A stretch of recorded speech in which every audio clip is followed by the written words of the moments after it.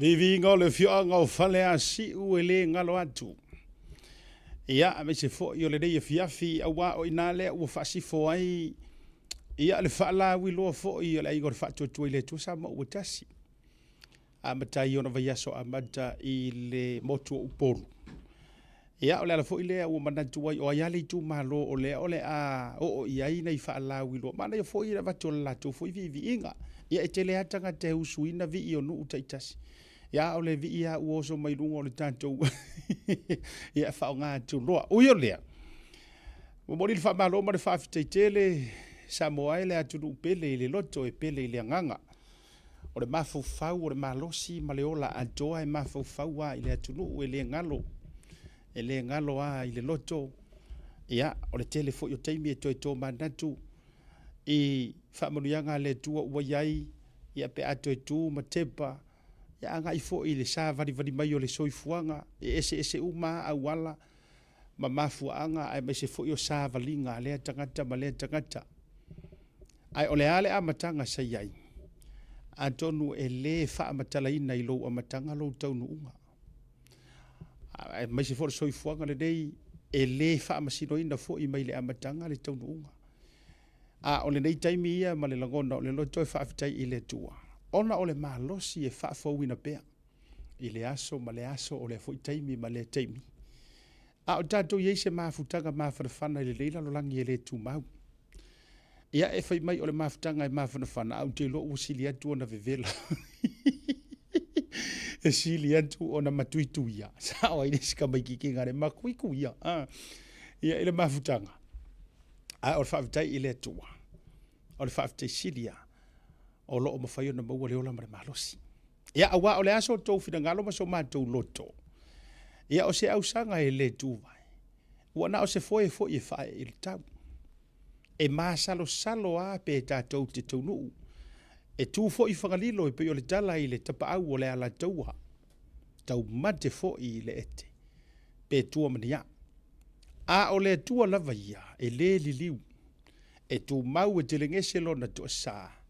A o lona alofa oka se a puti o lona alofa e te le e lava mo i tatou ia me lea e whaafita iei le loto i le tua awalanga o le ua tatou tu vai i le ulua yaso ma tou le nei tūlangi ese i Amerika wa o le aso muri le nei o Iulaya Amerika a o le ua tatou whaafeiloa i le ulua yaso au kuso e ma lore folau tau mai lelei e peo le ingoai po le ulua ia lii. A wala lango whaatasi lo tātou waa folau e peo le tautali e sa tupua. Ai tātou te wheiloa i mauso pe whetaia i mauso. E peo le ingoai po tau iri ili. Le ingoai po na tō. E le tupu ta whaiwha ia whanoti. I le tama le teine o mele ngā le nuu le tama ingoa ia aputi o tolo ula. Ngā kō iai. Ai arua tuli tama. Ia ua ingoa haipu ai langkoinga. Le la ia le ingoa haipu le ua tau mai le lei. O ua whilo i mauso. Ia pe whetai i mauso. Ia ia la langona o le nei e fiafi.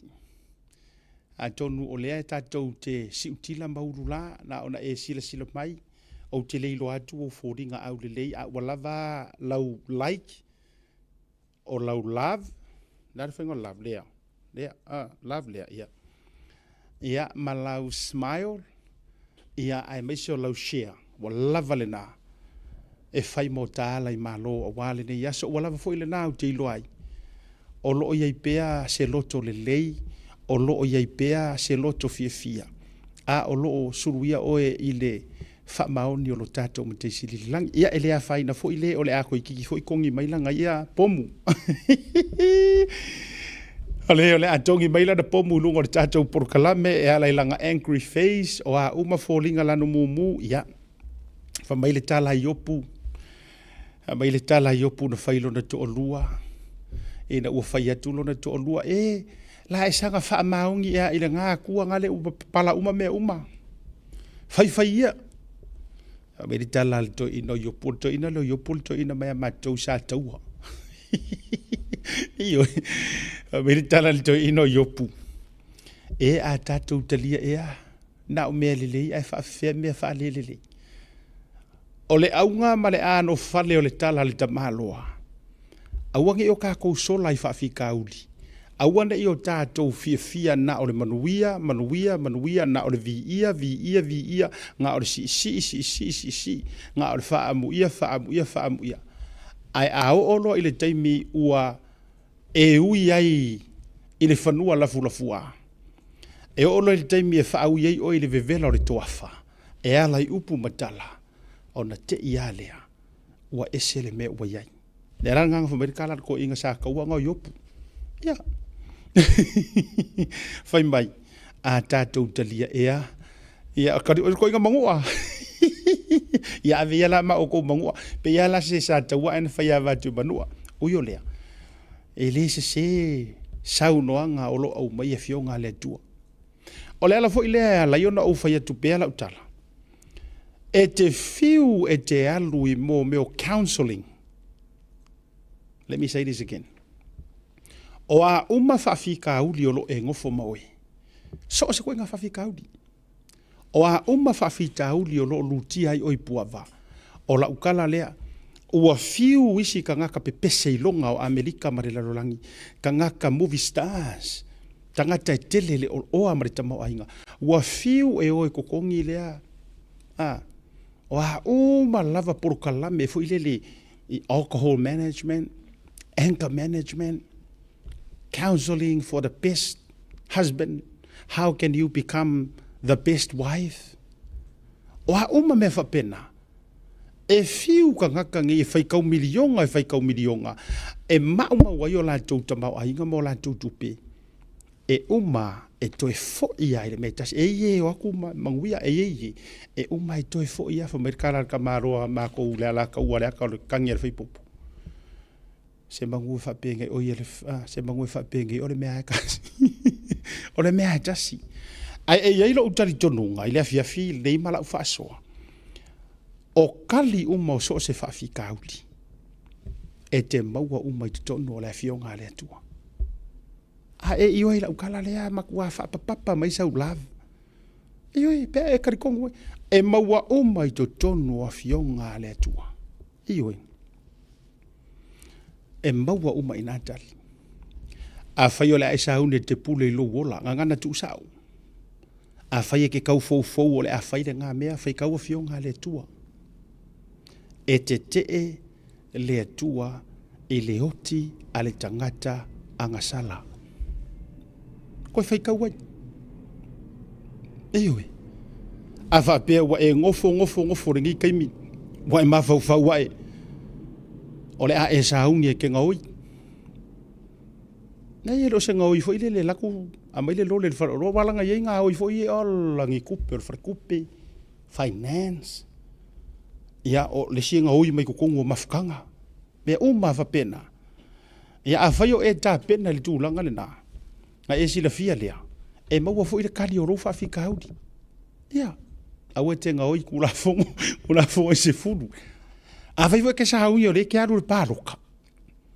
Au ke loa mai moa mai fo ila tele o sui tau ba. Soli. E fiu e uma le malama o lau campaign manager. A leo rau faiak. E uma lau tala lea. Tatou konosi lo isa mo le o vai o mo le tal bo te lo te mi fatu lo ina le afarfa afali mai sa mo ai se fa kula kala le la ngai uma lo wa le fa fe lo ile tatou to lo tatou wa I malo o tatou sui fa aulioli finally o mo mai se ava no lungo le tatou proclame le fetalinga ia tele ai Christian au sange o mo la to mai tala le tatou mo le fa fe lo ia le tatou sui fa aulioli al tasile o sui mautinoa. A whai o whaafonga mai campaign managers. Po o le alo whai mai le kele o years of experiences. E ke fuaki ai le iku, e ke fuaki ai le whai kauinga o ngumela. O lau whaalongolongo. O ai la e pisa mai e li whai ai pai mala whai. O i ngā kongua le ngasasi e kui la epa. Ngā ngau whai ak. Le ngau le pāloka lua wherua kasi. E le I ai sa wha moe o lai ai a uma le au waka mamai la ko ke fuakia le paroka. A o le tali a siata ma le prokalame le viavingei. Pe iai ea se mea e whainga ka I le li. O le fisiri ngā lai fisiri mai ai ka la kusi pa ia. Pe ia i ese mea whainga ka i le atua longo winga. A whai o e la ngonga e kau wha whainga ka, whainga o le paroka. Pipi i le akua. Talo i le atua le whasino manga. O te fie whai lo atu. O le ua maua le viso te inga. Tātou e korosi sa o ai sa mua langa o te mana o ia tele so ma taimi. Ma le tātou rua i sui lea ua maua mai lea vanoa pe o le saunori sunga la au le mali e toa. Ina ua mahean ma whatanonga le sunga fua. O leo le aha wa i mai sui o sala whai. Al melu ke vai akuai. O le hae mo moe mai sui o sala whai. Wa umala to roadshow. Ia e sa o le whawhawhinge fo ile le kongo. Vai ke ua tū shua. Ke ua ele saunu ngor pok. Ai whawhetai. Ia o le ua mua mai leo muenga. O le to oe. I oe. E tua iai maunga manu au sala. O le tātou sui whaoriori. Ma o le sui mauti noa fo.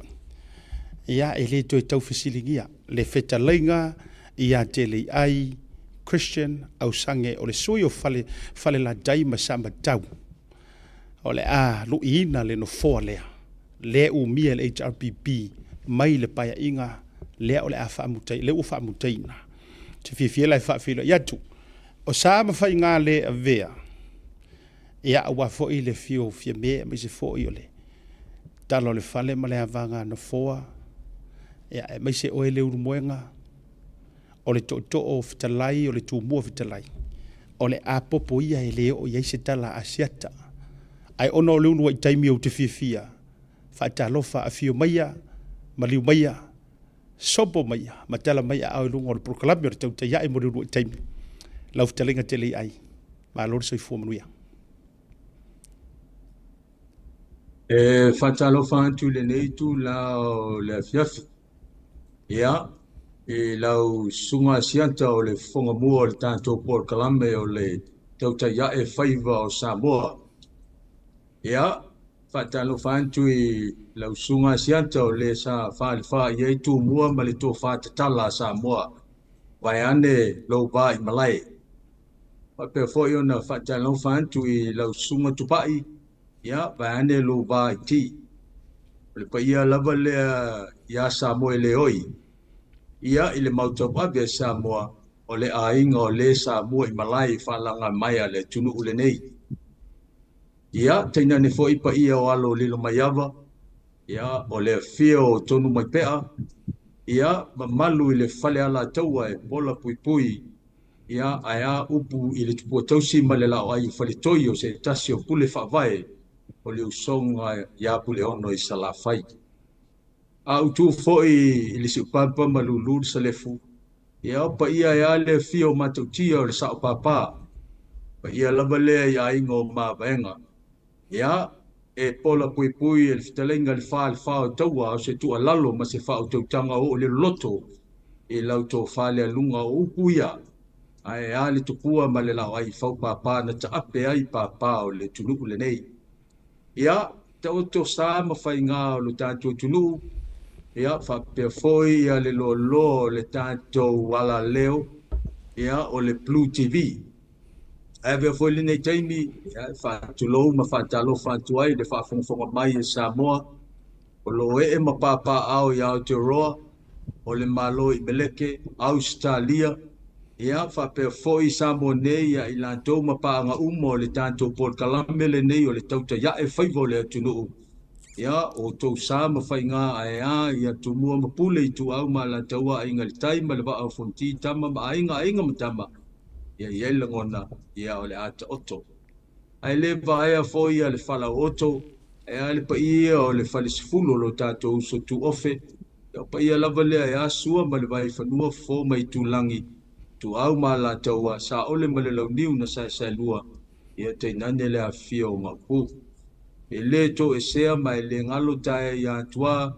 Ia i le motu sai manua ea le fio le lau na amtasi sua li fatuita po inga to. Ia ma upu i tamba manua tele. Pa ia i te tununga asianta. Ia o lea ua poto e le Blue TV. I le nei fiafi. Ia ma le tanto Port Kalame le nei o le tauta ia e whaivolo tātu e tunuu. Ia ta oto ela ia lea o te peo upo e whaivolo ngā te whale. ta oto lava ai o se maene le tailo loto e le ai se mato vave ia o se mato fa'afie loa e toi au tala pa ia lo tato tunu wa le nei taimi ia fa'antalo fa'antu ma fa'afe loa ia lo ia antu i la tau mawhai o na maua mai a tātou whase lalonga i nei taimi o le aso.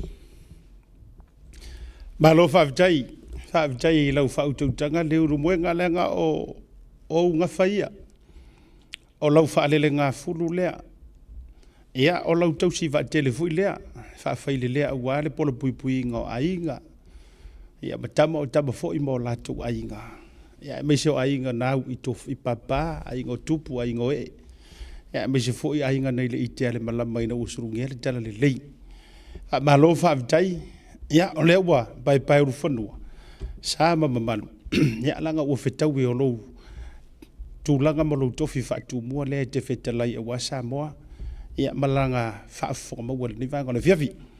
Ai, o se taimi. O na tā ola ia e au ili vaenga o lau tā penanga. Ia masau foi mai tau le tūlanga o lea ua tātou whaatau mua hava ua le wha moe o lea tunu. Ai, o le fisiri mua. O angi la ngonga o ngei me o ka penga heru paruka. O ani la ngona awa ele tau mate e sengi o la ngonga sai ai ele i vevesi maruruki ngei ku ainga vaenga fa pena mo sir fio yo sio uso. Le to faya pa uro ya usange sa tau ma fai le pa inga. Le la wa so o fau ma fau. A ole angi o la ngonga ole wa ka ku la ka le vai va. Se eu mainga le fa to fa inga por fau tanga fo ile mo ngai. Tatala ile ta fa tal no nga le fiafi. Sia tema fa sidi bane ia le fa fonga mai o lau fionga le o lo fai matai mo tanto por kalame le so ole mau tau ave lava le fionga ile tu ya tupua e au nei na mafuta ile tele o fono tele le tulu ole me monia mal fa maonia siata ole fa male avenga le we ile terminate ele ngante o langona o le tapenanga o langona foi le o le teimi foi le pe manuia pe le manuia o le langona o le tapenanga po lava pe le lava ai fa aftai ele tu o le mawalo na file mu o le foi mawal malosi o le foi mawal ma fau le e mafai ai ona fitu na I fa munia o pe o pe fai vol seunga ia le tapenanga ele nei vai teimi a le me sa o lava siata e monia au moni le ya lo finangalo e pe teimi ia ele ia I se ta penanga fa pene ia e pe sa fa le ando tele ia a baua ia le fia foi le alo e fai fe au le ainga ma fai me le lotu ma alu balata polo ma to anga to lengu ia teimi la le nei ia wa o ia le ngona na e pe ia la venga mal fa wa le se mea e ma fa wa se si mo se aso se tasi o le mea e te ala mai te ma fa ia e te mo e te ma fa ia o fe la vol be te alu ia e to na pa wa le pule wa tu le ma fa o siata palota au kuso lus ful maliva o le a le si step e tu atu o le bele ia ma le fa lot alo vavtai. E ta ua lau whaasoa leanga o le whamatalai langona. A wai le ase se pe ele ase se alu wha pe tu wha maa matulanga pe mai o wale nei o tele popole o afo i upu e whai mea le to tele. This is the reality. O langona a walanga e ono sui ai ma le taimi o le mawhitanga ma le tina ma le whanau. O si voi kaime e ke iri ki ngā wane o kele aku ke iri whanga wane o kele aku. Ai le loa e se mea lai mawhauwhau e ona o tūlanga o le tau mawhainga e tapenga I le tofi. Ai whaafitai lo whina ngalo manino, lo whina ngalo maramlama. O le ata a matatu, tele ai. O le tele o tūna o sa matau leanga o le tū malo, o le tā whaatala noanga foi. E ta te o ai le lava loa o le tū malo. Leanga o oe o le sui wha o le tū malo, whale la taima sa matau. O whaarupenga o te maratua ina e tā hau whai ailo tōno nofo. O ainga ma le urumoenga. O le la sauni le va o le urumoenga e to e tau va ma tau mawhai ina ia malu pea lau pui ngai ainga. awa o tātou whaiwai a wha kura whale ka kouke oe sa ili soro awa a inga e wha mai paipa. Ia a o lea ua lau walunga le reiteimi. Ia se wha tō whala inga fo ia a inga i le whale fitu e le to se me tau nana tia. Mua, lea soula ngona i lea vaenga ai mai fo i o le fo ina maua ia na fonoa fo i ni wapai o le tua maunga manu o sala ia awa lava se tūlanga whapea ai o iai sou manatu i sau fo i paia inga pea avatul whatuatuanga e ono li lifa whapea se tūlanga o se tō whama se whautanga e ono tausi ai lelelei o se o tū malo se mese ta amatai. Asia tau le lua vaso taluai a lai ta milo i al vaenga whaile nei o le whatutua i le tuasa mo o tasi sa la whai. Mai na whai ona o maua i al finangalo o le whalfito le tangaloa o le atar sutasi le po o le asululu. A o lai tonga la wapi i al vaenga whaile nei le whianga o manase. Ia sa u talo i le tua i nei am whai ona sosoa ni foile le mawhau. Ia awa o lea ua ngia iluma mea malungo penga te whailangi maso o tulau maso se vaenga labo teknolosi wha ono po nei. Ia le finangalo tu tasi o le whaal fito le tangaloa po le finangalo tu tasi o la inga taua ana. Ia mai o le memonia siata. Ia ele i fiti e se langona ia antia o le tua inga fiti vo ele fiti ei tu lou le ia pe atu o le matau tisi. Sa to alava ia le taima o mafau i upu whaila tunu. E lei se si me sa ili ai malo vangana lalo. Lalo sa ili ai malo. Ia ma se tasi upu e masani i tātou tū la whale. Ia seu ma lie lupe le foanga. A wangiangi ma lu le fisanga. Na ulangona le teimi lea, o te le whaatau ma te tau pe iai se tae si i pe te e foi le ulunga. I le finangalo tu tasi o la inga taua ana mal momoli mai o le fionga. Ia e ala i le tui sa nifo sa fea fea o la lātou lea sa vali. Ia mai talo le mui le tua. Ia maua pea le tofi le mu lātou ia. Ia i neiva i teimi o le bevesi o le mautonu. Ai mai se teimi o le fatali o le atunu. I lana whai ngā filfilinga ia au kuso. Usfut ma leiva sa ma whai o na wha soa e le tai o le vai ngā whai. Mai sa o whai e ta oto ai whaapea, e sau malama o nu. Mai leise nu e pōpea, sau o na malama. Ia o le langona le nā siata sa ia antiau. Ma o whateritali ai, sei whonoa le mātou nu. Au wā o mātou ai e pei o na e sau noa. Ia mawhitalai fo tātou pōr kalamele nei. E lua upo e ta au ai whaalpenga o le tūmalo. Pa ia la inga taua ana, ia ma se vai o le umoi. Ia le alana whonoa ma ua tasi moe ai ia lo mātou whoinu. Ia ina ia te tala ia le pālota. Ia lela i elfa moe o loma i le aso ngofua nei le aso whao o kuso. Le tu la sifulu ma le lua o le mawhai ai. Ia o na whaatau nuu ia le whaalau i loa.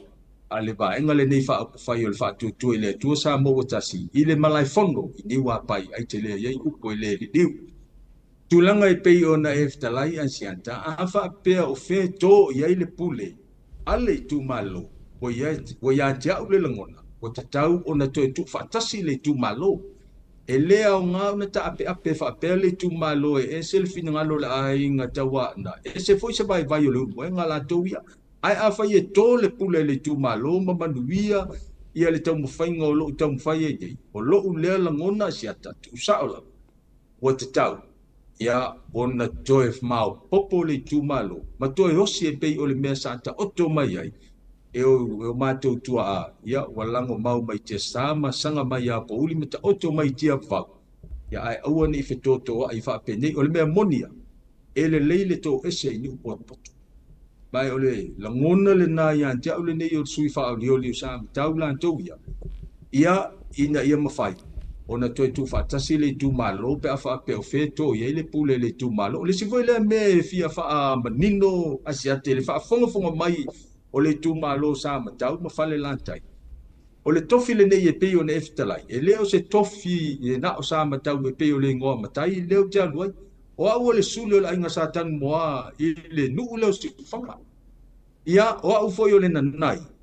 Ia o au le asi. O lona winga. E leo se tofi na sa mtau asiata. O le tofi o le tu malo. Le anga ia si si leo ia sautua. Toso mai le tofi sa mtau wa leva ile o toe pale sa mtau le tofi. Le ai. O le au te fai tangata o le tu malo. Whamol mole. E leo se tofi na sa mtau. O le tofi o le tu malo. O au le asi. O au le nanai. O au le suli whatanu moa. O au le tele ai. Toe whanaya. Ia o le tali atu lea e le tātou Port Kalambe le whiwhi nei mai whaalo alo asiat. Ua longo whatutu ila lau forsanga manino i le tā whesiri a mata. A ua longo tino matangi le lei le whaafonga mai le atunu e le tau mate. Leanga i le tala a iei se taita i e te tau ona sili. O le tangata na te au mai le file e muma le mau poponga. O le mele le ua matua fatu matuna ai le vainga e le ngata o le lalolangi o Samoa. A o le popo fo i tutonu si o tātou tunu. Ai whaafetai lang o le ua e kari mai Malaysia o fasiri na tu e alu atu. A ua wha o Sofia moe ngā ruanga i lau wha au koukanga le rumoenga. O le ua e tala noa tonu a il fasiri no taulo na lua atu. Po o yeso wha moe moe ngai lau tu malo o le ale me mo mo fai. Pe a pale lo wa a folau e ala i wha tuanga le tu malo. Ai whaafetai, walanga yelo utali tonunga, e le mawhai o na nea ni a tātou tala i le vaitele. Pe a le mawhai o na whaaola i to tonu sa tātou upuma sa tātou tala i te unga o le tū māloa, me se whonu. Whaafetai tele i ai lau whaatō whaala inga. Le vo whaafonga mai ia le to tele o le Porokalame tū mo i samatau ma whare lātai. Ia le wala tō whaafonga mai. O le atao i le isi vaenga. Ese mai manu lauti lava ia le vaenga wha upuwhailo na o te tele. Ai le kau make e iai lava lau wha ko whala inga. E iai fo i vaenga ua maea ona e sila tutoa i ai tonu o lautu malo. E ave fo iai lau wha mua pe a e pale ma avatu wha tutuanga. E mwhoi ona e sau noa mai niso vaenga. Asia tau le a tawhai tala ia le whiwhine wa ane ia le whaafonga mai o Samoa. Ia whapefo ia lo i tu malo. Ua mai ona ta pena le launga mo le asonga fua. Mai 5 mo meo bullet points o factors te tele ia. Ia o le a mawhai ona ta pena i le asonga fua. Ai le a whaina e o le alava ua whaafonga mai alo tātou atunu. Ai me se ia le tu malo whale la tai masam tau bohua. O mana o e toe whaafo i le whale mai o le tu malo i le mea sa iai. I le mea ta o le health dispensary vai le mo le soi fua lau tele o le tu malo. E whaisina mamao mai o le moenga mai le whale mai i whale olo asiato le mea moni a lea. Mai a whaape ma whai o na tō mai le pule le tu malo e ala i lana pa lute i lo whaatau wha. O iai le langona le nā i antea o isi nā o proposal o umona whai. O le toe whaafo i atu o le whalimai o le tu malo. Ma o mawhoina mātou tatara noa ma le tele o tō ina. Ma o lātou whanua wai te silfia siata o le mea le nei o poloketi te tele ia le malo.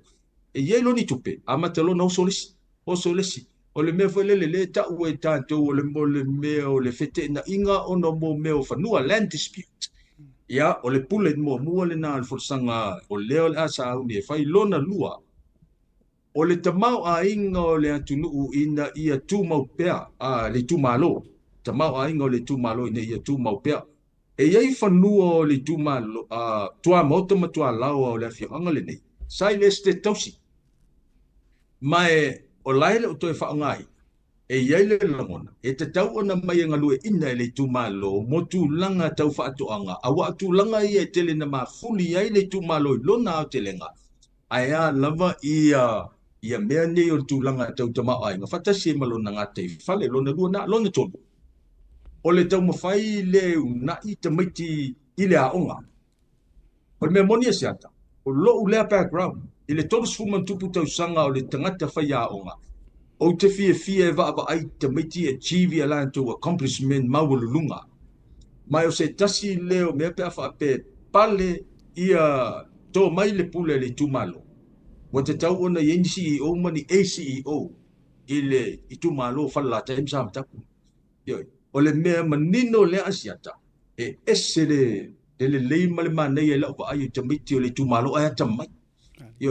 Awa le lei fo inisi mea. alai ma ai maka o penkala pe o talato ina e ma fai no so soani a inga le tu malo no u mafi anga ya e matau i le tua malana ngalu o le pule lo na tolu na o le pule lo na fa o le atina ina le o talonga siata e ia le malai o le tu malo le nei le no le o sifa ia tu lo fa fonga mai le tulu na le paule me la kapie na me tu alo tu lo yo au se malai le e ma fai ona ve as an international field ai me se ta lungo la kapi mata lunga e fia o le fionga lo sa mata o tala sa o asiata o te le ngungutu yo mai le vivi fo tulio na vai o le matua se ampini ta lungo le volpolo le foi lana ave ne no ave ne au tau sanga ne se ampini a o la vai le liki o le sisinga fu a tanto motu tua o tuila ia fo i mai la ia le ma le tele trophies lai o i falo no le winga lo fam telanga ati na e te miti tu langa tau ta alonga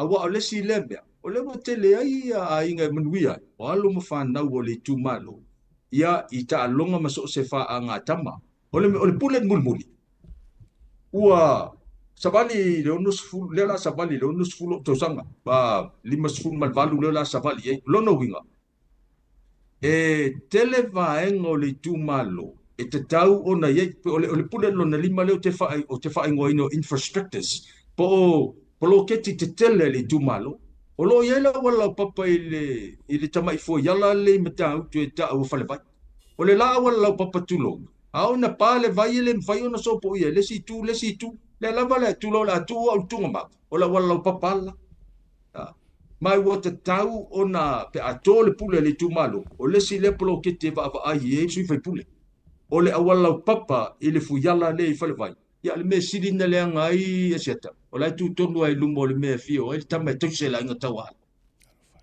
e o foi la tu lango flao o le lei mama te ngo fiel flao ngo samata le lei mama te ngo fiel flao ngo sifanga e lua flao ngo le o va va ye le o le mai pe no ta u le pule lon ton e te tau no na i te miti a onga i le lupu va le a Barack Obama Better nation, better village, better district, e mafua mai, better education. Ai a faila le better education na siata, lona winga, te le fa le tono le mea tato. Ia mafua anga le na, lea le uno na ia onga, ina ia anta mai te miti. E le ngata flao, au tu langa o wala ngā lue. A wa a fai o le pule lona lua o fanua sa le este tausi, e te tau ona le a wala excess ia mo le whaafai ngofia le tu malo. Ia o nga lue ina fanua ina ia mafai ai ia ona faatulanga vaenga tau te mao ainga pe o vaenga te tele ia lima siata o leo o mana o ia e mafai ona faasoa le tu malo pe atala soifua ia le so leo le faala wi loa le so ngofua aso fale o kuso mal faalo alo fa dai tele ai fa dai o le o fa ka breaking news i lunga te mire ne le ai mana ia walanga o le wa fa tau wa tu ko meni le to tele o sa tau mo fale la te ma se wala tunu fa fe dai lo fa to fala inga ma le fa to tanga ma le seu sila ai walanga pe o fa ye tu e se a le vai tele e se a i le vai manino ma le vai tofo walanga mo tofo i fa to a fo i to a le vai tele ia ai fa vitai ke o fo au se fale la kai ma se sama tau o le tatou tu malo e oe o le wa e tala pipi wa e au tala ia ua matua i ona tūlanga mai o mua fale mai mo le tu malo e me sa iai mua no winga o lau fato fala inga fo ilea e te manu le soifua malo ina o le tu malo saule lona lua ia o le tamau ainga o le tu malo ia fatu mau pea e ala i tūlanga o nei fanua ma tūlanga o lo fa nga ina fo i tonu o ele o le tonu na ita mai tile aonga o le matua o fia la vai le vaenga le mai so se fai pule la fo i tauna tula i mai tauna matua ave le fa mua pe fo na e nga te leo le atina o talonga o tele tu se lua tu tele fa se ina fo i lo fina ngalo e so se fa langa mai fo i ele misia fo i ta ma fa nau aka ku karango fo i le kako mauzamo o le sia valu flankar kama mori fa sa valu ya le tama fo la inga tawa ana ma le tele lava o lo manuia ai sa mo a o tama fa fa ilele ma polo ke kele mo le tu malo malo whaafitai. O le fesili lau te fia fesili atua. Ai ka kele i o i poro keki maana vatau al paki. Ai se awa e filifili ai e te tamo ele fast. Se mga sau whaatou whala inga. O le matua fe i lafi mai fo i o le saule sau waisi vanga wha upufai. O le kola le HRPP o la tau fo i manu lauti. Le fo o sila tu le sau WhatsApp. Ia o ka fo i le fe i lafi matulang vena. A mai le whautanga le urumoenga man whaatou whala inga. Se awa nana wailo loto e te tamo e le whaamalo le ainga o le whaatotua i le tua sa mautasi. Sia tau le mea moni a ia o sa boa na tūlanga whaavai. Lai iai le manu lauti, e whaino o whai atu, lai iai le mission statement, al whaatotua i le atua sa mo o tasi. Mai whaapelo ne whaita wina. O loa tunuu, o lauanga i whanua, o au tū maanga ma mea umaya. Au leo poe sili na tā ua ia jau asiata o le mission statement lea po le manu lauti a o au al vanga whaapwhaile nei. O loa ainga. Mai iai le talitonunga, le lei ainga, le lei nu, le lei nu, le lei e kālesia, le lei tū malo, le lei la tunu. Ia, mafua anga lena, mua, wow, fili ai. Ia, ina ia mawhai o na tau vai lalo le tanga vai o le vai nga whaapwhai nei o le whaatuatua i le tua sa boko tasi, o no so tanga o ainga. Le upu foile le masani ei tatu. E le to e muli au mai se ese o tātou so tanga o lea ua so tutulu. Mai a malo losi aiga, ua mawhai foi aiga, o na wha malo sia le tele o isi meia sa o tā ua, e iai nuu, i tū malo e kāle sia, ai maise ia lo tātou o tunu ulona. E le o toi pō mala ia le sila fia o le atunu mai le o toi taulangi ia le loa le atunu. I le mea o lo oanga iai le au i vai teimine nei le tātou malo. Ia, ole mea moni a male whaamaon. Ia, e le mawhai ona tuua i whaape alu. E le mea moni a seta, e le mawhai ona tuua whaape alu whai ngā malo e alu. Seivanga na o tātou tutu whaatasi, i se swinga e te tau ona whai ai. Ia, mai se tasi la leo swinga e pe ona moli mawina, le nei tolu tau sanga o le paia inga. Ia o lea ua mawhai, o na sila fia e lea tunuu, ia le mea e lolo iai i o lato finangalo, mo o lato taofi. Lona tolu a siata. E pei o le si lea mafua anga no o mafau faua o tita mo e lalo le fua le nei. E tā ua ia te au upo voi e lua, accountability and transparency. Mo le sila fia a sianta ma le whaafonga mai o tātou pā anga. E iai mea i le whase fulu tausanga, sāna nā. Ia, o le mea tonua lea, po whelawan mea sāna nā. Ia, o lea ua iai il temine. O lea ua palai upu ia lua sau tau. O lea ua mawhai o na manino. Ma ua mawhai o na sila fia le leia lea tunu. Ia tu langa e iai mea, sila foi. Ue vai salafo te mao a inga le woe. A tonua e whai ma mea ula isi i te. Ia, tu lo ul fa fonga danjo tunu suo wil paelo pa wa fa moleri le ai se meo le langa ni mo fa fte yo le mo fu yo ia ma le mo le e va tu ia ti na e yo tatu ainga lo no vinga o le tama ainga sa ia te mia sana ti e fa tu la vai po fela val mesa ia le o sa lafa yo tatu ainga va nga te tele e tolu siat na o ma fa fa wa o te tau ona o tau vai lalo o le tanga vai o le vaenga whaakawhai nei, ai sili lawa ia te au. Le tau o ai, langa upolo tātou tunu, e mawhia le toto mo tātou so tanga. Nei lo le vai. Ia, o le sosani atu le mai whaaloalo sia te tātou por kalambe le whewhil nei. Lo whaafitai. Whaafitai o le ua matua tali manino le whaafisiri. Ia, ai ua o ngatasi fo'i ma le whaato whaala i ngā le to tele fo i la doule e si la mai mo i le rei taimi. Ma tapua i le ta whaatil nonga. E mesi fo ono tu malo. Jeli ai e le tau mateu o le vana e tau tua i le malo. E ala ia o ngā ma nisio o ngā luenga sa i ai o lou a inga fo i ma nisio uso tu lou tua a ele tau mate ai le fela ofisili le ke o fa ki o inga o se uso le si legend mai sa matau au mua to vai iyo asile a iyo tala no lola le tamalo ele ya se se lu maku maku mai ma se se le ifanga u mai e o fatasi mali ai to foi mai la u fa matalanga a tili ai o le tulanga le ai le sailinga la vola me tonu a wa tasi le vaenga wa ese ya le avanga o loto ai me se matou ia tunu ifafo diaspora leanga o le mau ke ia kungu e whaaka ua i le sailinga o mea ia justice for ia lenka ko vai fo ia Amerika ia le soloa kulo o tangata uri fo ia io ile justice mo kama fo ile lenga maliu fainga leo e pi fa pena e tau te nau ina ia fai o tato te tai la meton o le aso ulangona i tau mawhainga le whātua tua i le tua sa mo uta. Si walanga ka ke vai ko fo isi mangulau ki e au mai. E fo, ia, te mana tula tato o le break whātua peto, pēr le nei whamalulu atu tele, e mese fo ila tau rungo le tato YouTube channel.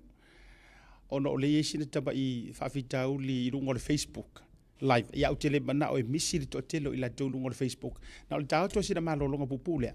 A fo i mai, se koe kau kongeki po le anime, wa fa lava fo se kanga kai lungo ka ko Facebook e maranga fa lalo SMI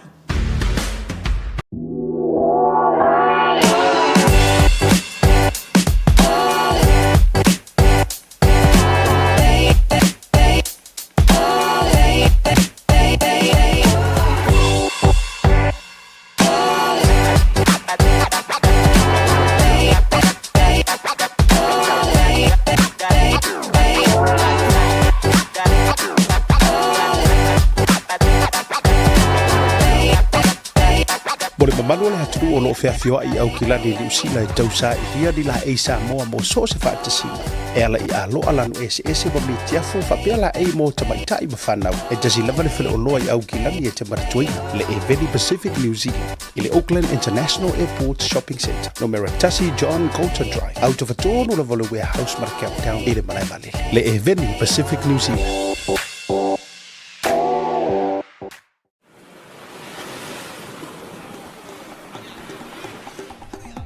Soi fo manuia malangi ma. O lo ingo o matai a leota sinau mea tau whao.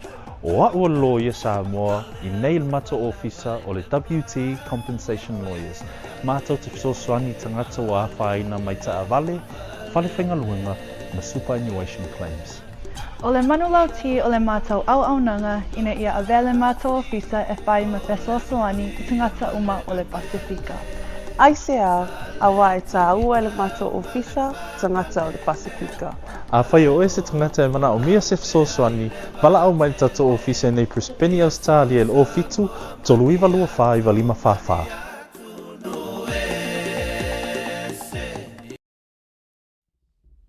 Ia o te whaabarulu atu o le seki lava lunga o le tato YouTube channel. To a tele lava le malu le atu luu le ai lunga lava o le tato. It was a faulty on Facebook. I had a later to internet. Otherwise, I tau fina fa le to lulunga le YouTube. Ia au te le loa. Tau ma whaia fo i le ioe. Ai fo po ai. A ua mana ia ua talinga i fia longo le. Ia le whaatalitala noanga ma le tatou sui whaolioli. Ia mai sabatau ma whale la tai. Ia le talinga ia tele ai. O le atatoe, o atu le vahenga na ngatai, o le fuatoe a fio, beli to tele o le atunu, o tau te pole, a misi, e umar maa whaatalandoanga, tu e toe kue kirka ko a mata mai le amatanga. Se a mai so fina ngalo, e lau whaafisili. Sa ilinga o le ameo tonu. E le ai ma so whaalongolongo, aku e ngau mai isi vahenga whaufaitu Ai tasi le vahenga o le fuina vahai ma le fonga vaa o le whaululunga po le leadership o le vahenga whaufaier fast. O le upuar ngai le sailinga o le ameo tonu. A o lea ua whai masetasi o mua au whalele. Ale ainga o le whaatuatua i le tuasa mo utasi, a mai so whina ngalo. O whea o ta o tutonu wa ilo whina ngalo, ai ma whai ona e whaalau tele mai se vaenga e a fua ai o na matua e lango i lea ma da upu sailinga o le ameo tonu. To tonu o sa mo ai mai se o ila tofu o roi tofi te tele. Sia tau le mea moni ama le whaamaoni o se tasi le o vaenga laua lunga i le whātou whala inga ma le whinangalo te tala a le fionga le taitai o le vaenga whaupawhaile nei o le whātou tua i le tua sa mo o tasi le sunga la uli al mali toa o le sa i linga la o le ami tonu o upu fo ie masai ne ilo tanto tunu wa ilo vea ma wa i fale i el matenga a tonu le mafuanga le whaataua i nisi o vaenga i le tulanga le o le tau whaisa ili le ami tonu ono tulanga whapena. Mai tātou te masani a siante i upu o tātou nei tula whale e asa lava le whaiva ai le asa i le masalo. Ai fōlinga i lau vava ai i le valu anga i le iwa masina talu o na mātonu ti mea whatansi ma le telefo i nisi sui whaonioli. Mai lava ya te se mo le te sanga o tuana e o mai le so i le pāti ma le vaenga whaile nei. Na o wilo ai, o se tasi le o priority, ia o se tasi o wha mua e o loo au mai pe le fionga i le teitai. Ia o le tāua le o le sailinga le ami tonu. Ma o te loa, o loo iai se me no tia i pe o no tia la wao tai mantawa e vaene le fiafi. Nisi o tūlanga e a fuai ona le nau isi. Sa ili la me tonu. Mai pea no uta ua siata. Ia, ho le ala. E asal whaiva, le asal misalo. Ma ue whale le mtenga ma ue hilo pea. I tūlanga. E pei ona iai ia mata upu te tele. Lau te tele o lo ta o tele. Temine o le mea monia siata. Ia, o lo tangile ele. Tangile ele totum saa. Ia tūlanga whapene mai fōlinga mai ai ua sātia lo tāntua tunuu ma le tau singa o le upu le titi voi lele na luam tai tusi vi ava sātia ia le tau singa o le vai le ngato te tai o ila tō e whai ma whaululunga o le tunuu nei e leo tō e po se lilo asia te sila e lunga o penga te whailangi ma le tele o so atu lau ma tūlanga o teknolosi whaona po nei. Ia, wale ise fa. Ia ona la o le fai o la mito. Ia ma o tele au teimi o te mata. Ia ma o whapea ia. Ia, tālu si e ia sauma la moni. Ina ia ma whai ai o na fōfō la mea. Ma ia ise teimi ma whai ai na awane i te whiso poa i le vālea. Wa mea mo i asia te. Wa sopo tua o i le vā. Ono le fai o la mito. Ia, mai nai te sila i ai wha amtalanga le telo. Isi te ngate lunga lupenga te whailang. Ia wo o me ngate i mea. Ia no talo ale le tu. Ia talo si ia se te me sa mo mala. Ina ia mafai ona maua le amiton. Ia matoe so longa le uli masau. Ia le sao sa mo. O le wa o le temini wa mata ona alu pe ola au tau na fanu le ngata ina fa matenga ta. Au fa au li tole alu sa mo o le tapsa. Ia talo ila tu langa fa peni. Au ta tole ta. Ina ia se te e mawhai ai ona toi malama. Sa ili la mi tonu. Ia ma toi whatontonu le sao sa mo le wa mata ona sa tia. Ia ma le whaaloalo. Whaafdai jeli ai. O wa au ta ia i le vaisua leo te fia ta paso finangalo. Le angai tasi lea ma ta upu ua matua va. Ua sa tia ia ma te tonu al vanga wha upu whai lona teita inga. Ai le nama le laina o le tama whanau lea i tapisai. O le alo e whaasino i lau tausinga, o le whaasavalu. Tu lou le fio le batua moe pō, me se foi au vai peau sa luma.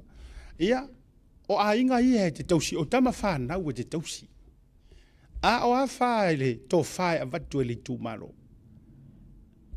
E ke makua e ango i le mata upulea. E te lango ina le matua su engi i rungo le mata upulea, na maliu wai se tasi o au tama whanau. Se mai se whinga ngalo. Se atau le mea moni a upo le tātou tunu e sili na tele ia ngafo o tangata nei loa o le la au tulou. E le mawhai o na tu au lafo me ta upo whapene i leanga o le tama whanau o le ele. Mea moni a lea. Mai pea no whai atu. O tena nai, o toi asi. Ia mai iai so tanga i le awhio anga i whale la tai tulou ia le fo yala i na tautu. Ia mai le mawhai o na tuu au noa ia tua inga mata upu ma ale whapene. E te tau lava o na sa ili la mi o tonu o mafu angale na siata. le o mama ai ia mea whapene i le teimele nei. Ina ia tau mawhai sa ili pea le ami o tonu. Wai, o le mea moni a siata. Ia, pea o le si fesili le sa eftalai. O le avenga mal whafafa le mele wei le teimi nei. Ele ngata o tūlanga uma whapene. Ia, ai o se tasi le o mata umpu lawalunga. Awa, o hainga tau se vai vai. Whautautanga i nei lo nofo atu. Ele ngata o le aingo sa tuala. Ia, o le taulangi mā vaenga. Ia, a o le ainga tau aan. Ia, whaalima ia ainga le tai. Ia, e o tu eiso mātou vai vai. Al me moni asiata. E moni au. E le mawhai o na tu whau le mea le ma tu uloa an. E te taulau. Le tau pena le ami o tonu. Le anga o tangata e tau le iai. Ia, o mātou fo i ngafo mawhai ia ma le whaalo alo.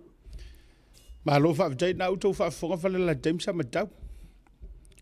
Se waka nāle tanga dai le alofa. Tu lau upu tu usau. Langa o mātou ngana whaafare upolu ia. Se waka nāle tanga dai le o yeisi alofa ilona loto. Ia na whaapela ia ku ua iu whaapahanga ngua whaapea. Ai whaafitai. Leanga o se mea na yeilo utali tununga. I le whaapea fo se tala a bea ua tau le pua malafo. Na yeilo nau ta inga malo utali tununga le paina ne tenei. O le launga lea lupe makasila koronga ka kulo ua ka ua le suafa. O langa launga le pale menge sasa le suenga o le amio kongu leanga o langa o le kamanga kausia o le whasavadu. Tulo. E foi o uso o tanga te tele i o uso o tanga i whale vai lala lea lenga mi mikaro uloko. Inga ua e a whea lea wala lau papa lea. Eo, e te tāpena ina. Whawhitai. Ai o le winga o lau whamatalanga. No nau o le launga lea ale whaipule. Sa iai ngā pa inga. Ia makua i halu uma iai.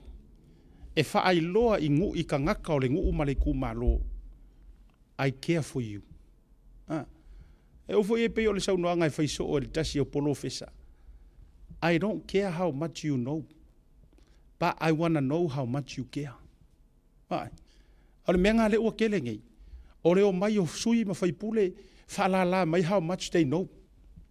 I know this, I know that. O lo whailonga le, o lo whailonga le. Arwhesiri, e ke aro whaikangaka. Ai whawhitai ia i le whaatō whala. Ingo lela nā ua utoe mana tua. So whesiria. Po whio tau toi, a le ua mala mai urungaru. Ia te ilo tasi le vaenga e ave ia i le whaamua mua le ale tō whātele. Ai mare sui o le tū malo. Sa ili la mi o tonu leanga o i wake le ua mapunga o mamai ai runga. Ma le ano anoa i o isi mau. A ore ki. Ore ki ore maliu kurofo. Se tama whanau o le naitu o le tū malo. La kao mai i le porokeki. Ea mai le whatautainga o le porokeki le nāpai a inga. Na o lau te whisirea dualanga. Sa tatau o na ta oto se tūlanga le lei. Asi e mai wau kere i maua se avangoe update mai e le porokeki a sa matau mawhale la teile na fwit poia inga. Se ia mainga se whato whala inga. A o ani vaenga na e sila oe mai tangatangai. Mea la ia ki rola o koe whale leia. Pe o mea sa kakau ngā ai kakau o ngā koe sikia. Se ia mai se whato whala inga. E le se whaiva se te au noa mare mau. Ia ma upu foi e masani ai ia tantou o le tai ma le ofe. Fuata ma le lou. Mai tau foi ma le la au e tutongo ane ai. O te lei a fia tele le poloketi a le tumalo vangana ilo uso le titi le tofa ya pau. Peita i ola uva va ai lau tele. Ia e tele vaenga na le lei. Lona whateita inga. O le tiango si ufanga. Sa mawhai o na tu waise whalea o ngā sili na abre lei matango fie. Loketi le miliona. Whapena o ilo mātou nuu i sāmatau. Sila sa telefla o ngā mātou nuu i sāmatau. Pero te mai o te hau vore. I le lima le lei vo i o le fionga le anga i tupu. Ia ma le whaalwhao la inga sāl malama. Ia mai o tūlanga ia le lei o le poloketi. E o fo i whale komiti la tau ia. Na le lei peitai. Na iai a tala sa la tua sa o maua ina ua mawhai ona o mata i lo manto no iuta i mata utu. ia i tūlanga o le suava i tau mafa.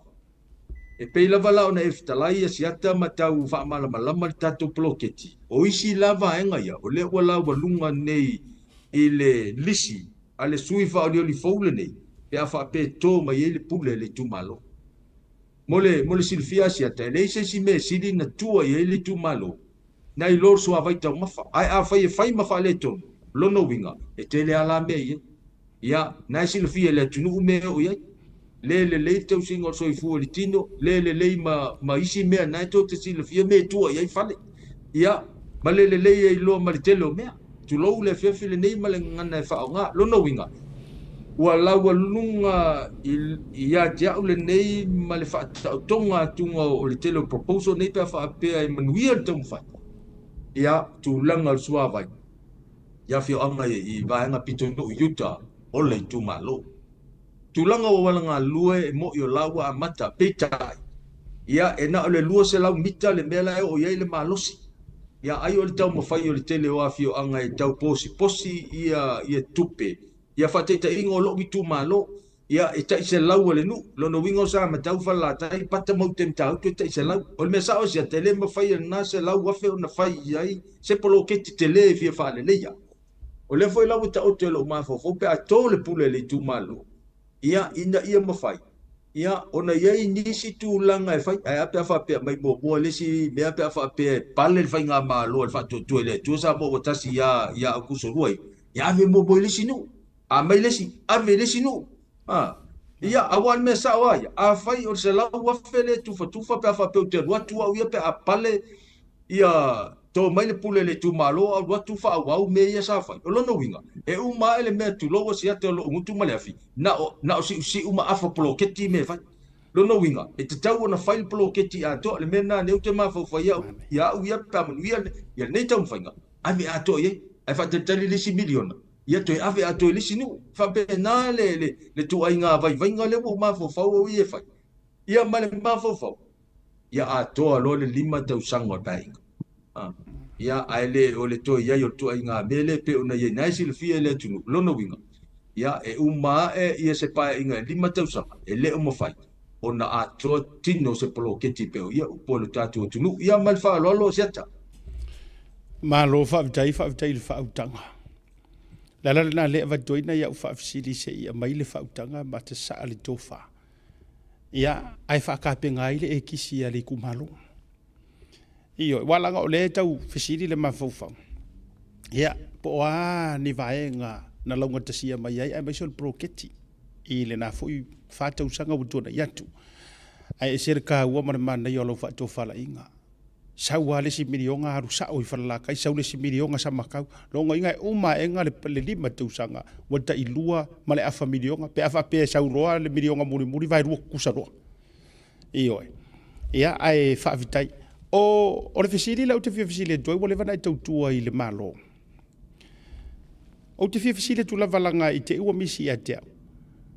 Na iai ni whaalau i loa whaapet nei sa whaia mai e nisi o vanga. Mese nei JPP. Fo ile le ingi kupe kufa. Langa lewa o utala no atu ta mai so fina ngalo. I whaalau i loa i wa mai kemi ngai. Le wa mai le pelenga. Le wa mai le kola, le wa mai le afe mo pepe fou.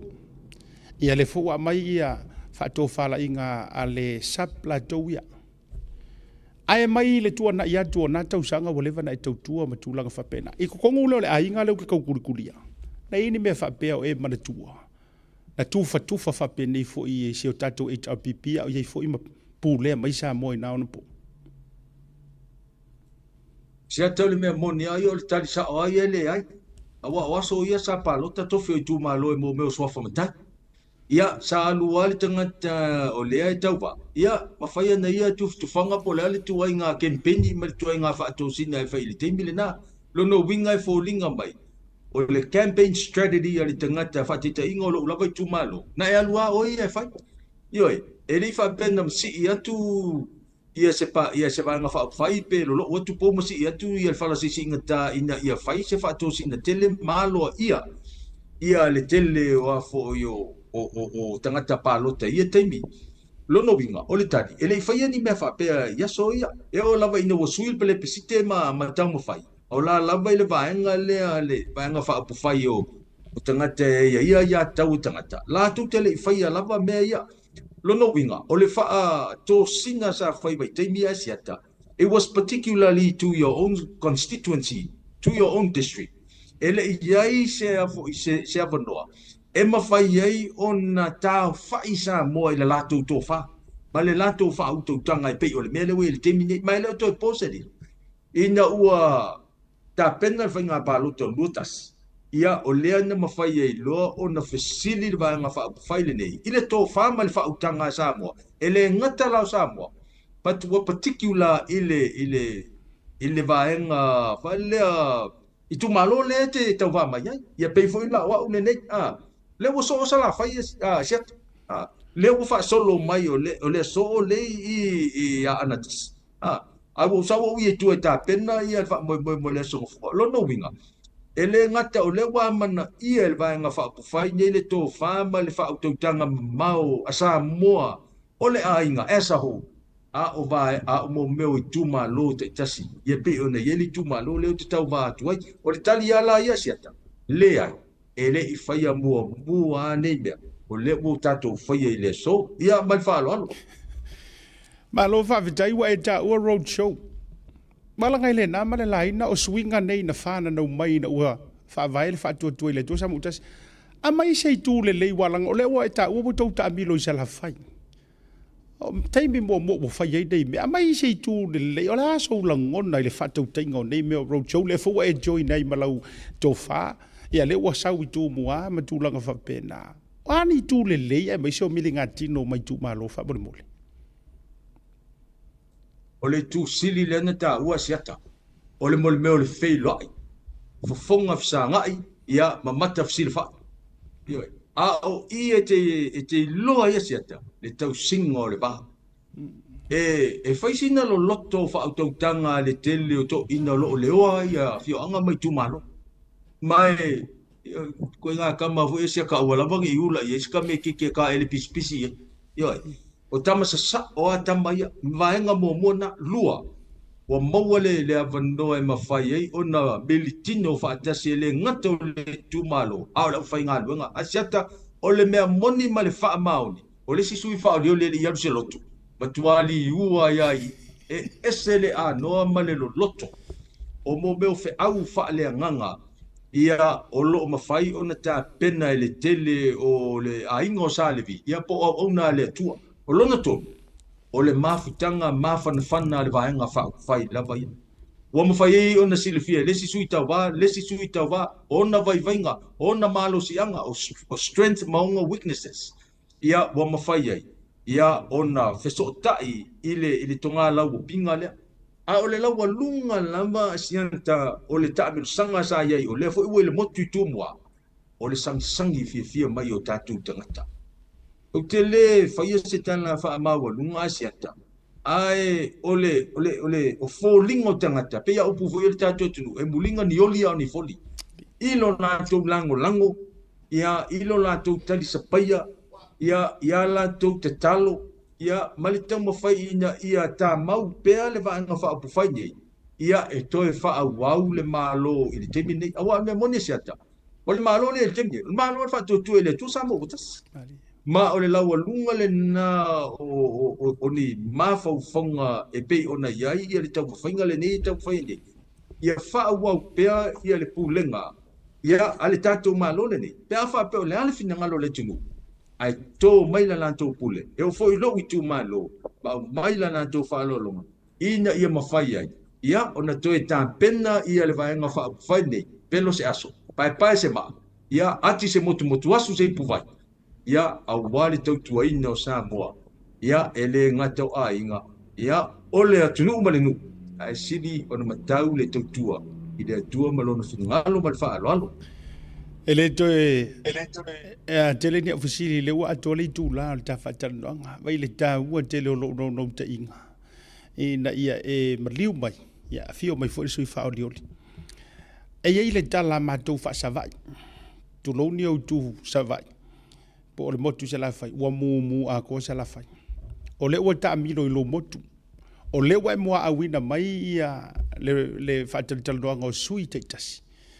ia i luga o le tatou polokalame seʻia maiga se fa'atofālaʻiga usoa e pei o le tala ma le tulaga o le tatou i taʻotoga upolu le a se lilifa ua iai se vaʻaiga mo tatou foʻi upolu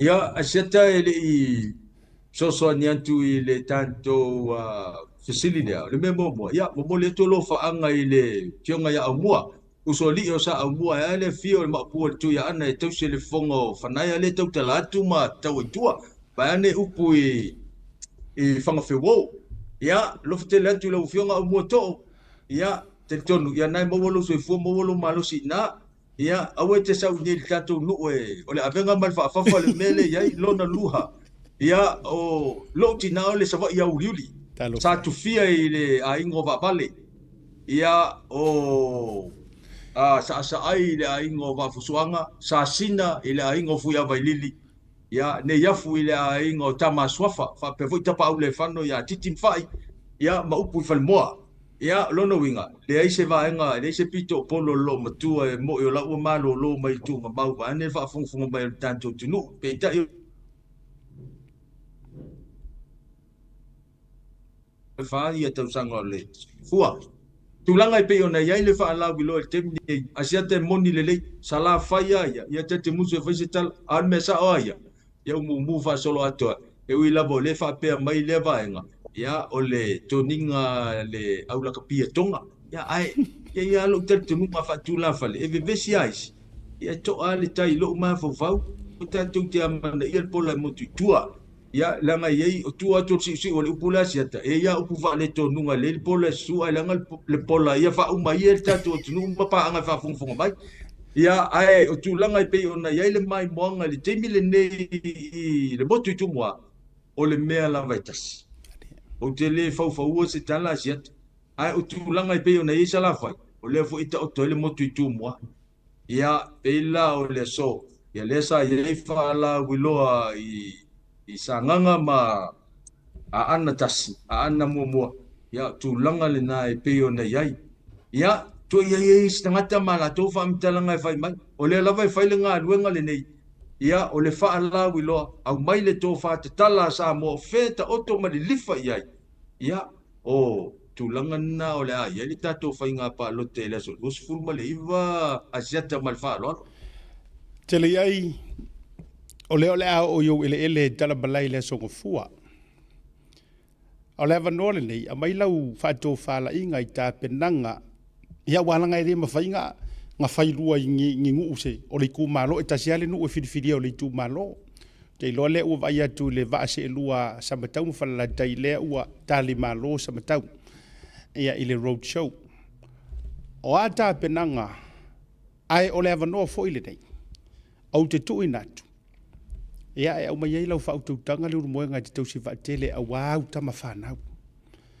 e le ia sese le o mai moa mai ia tunuu i fafo le toʻatele o i tonu o samoa i falelatai ia ma samatau o le ae mai moa le toʻatele o lou avanoa lelei ia o ani tapenaga o le ai le asogafua ia ae amaia foʻi le tofatatala ia ina ia avatu le faatuatuaga ia e te avea ai le fuʻa o le itumālo o loo e ai le ao le malo tulou le ia ua foʻi le paia o aiga e maise o le ulumoega ia o le avanoa lenei e vatu i lau tofāleluga o le tapolokalame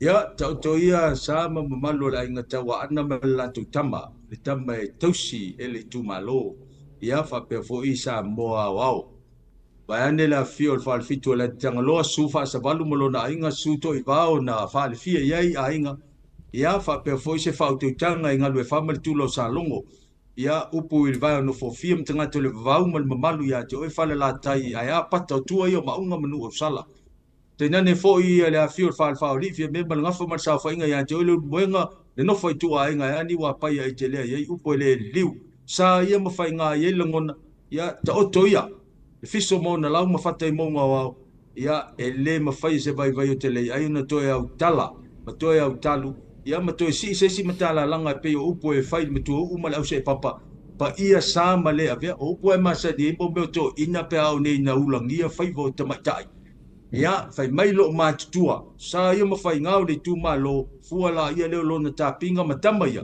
au ar solia le tapinga ni o ne pipi tulo ma te musu te to o pa ia o tatu tu malo ne yo ne i so vai vai ai lo wi tu malo o te talo atu i le ava ia ma le loto maulalo ma le binga o tele o le fionga ia lupe matasila tolonga ta tile le fionga ia faalva au fasita ma ule nei o la o to o ona o ma to we uso o upo e masani ele atunu e tala palapa tama e so o la to faya o le mea lo wi tu malo ia filifili lau fainga filifilinga au foi ni ia vel fainga palota vale me vai ia el fonga va ale o tele no atu ile tulanga mama o tele taule pua malafo i uso nei o ole nanai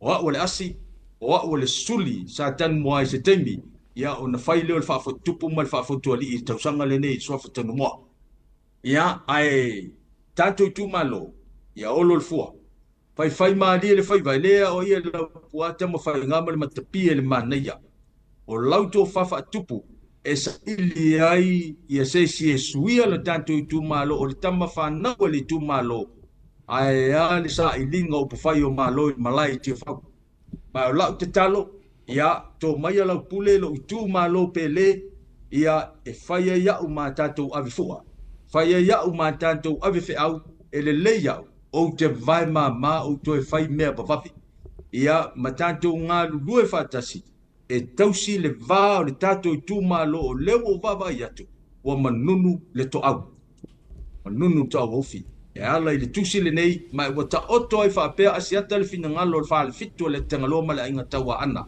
e yese te mi sauma lamba wai le po pese nu ai sauma lamba e afa pe to mai le pulo lo i tu malo fa la tai masam tau e fai ia o ma fu il malai te fa wa sa linga upo malo o te fa manuia tu fo i le palote la fionga lupe matsila fa pe fo i la fionga fa alva au o lewo tele no atu tatou te ta alo patala palapa tatou oso o tatou tama fa na le tu malo ai tu uia le tu malo e faila na filfilinga o lana filfilinga mo se le lei o le tatou i tu malo ave fo nei taimi o te fa la lalo to ai ma fa to se tu tanto i tu malo i se tu maseanga wale tala feangai a mese lo nu isa matau o te fa lalo atu ma moli atu so atu malu i puenga la o to sile se tau mafainga o se pati wa sala ma se fati wa le tau te mali i le fa fonga mai e matua le tu ya ante o to mai o te titalo